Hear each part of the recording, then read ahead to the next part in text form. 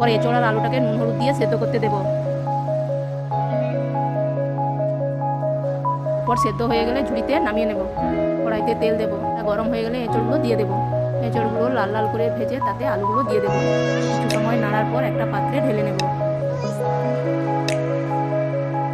তেল দিয়ে দেবো, গরম হলে তেজপাতা, শুকনো লঙ্কা, জিরা আর গরম মশলা ফোড়ন দেবো। কিছু সময় নাড়ার পর পেঁয়াজ কুচিগুলো দিয়ে দেবো। পেঁয়াজগুলো কিছু সময় নাড়ার পর আদা